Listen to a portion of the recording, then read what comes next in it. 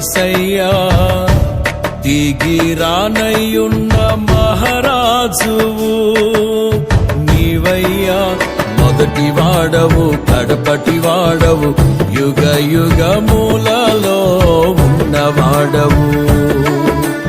దివినేలు స్తోత్రార్హుడా యేసయ్యా దిగిరానయ్యున్న మహారాజువు నీవయ్యా, మొదటి వాడవు కడపటి వాడవు, యుగ యుగములలో ఉన్నవాడవు.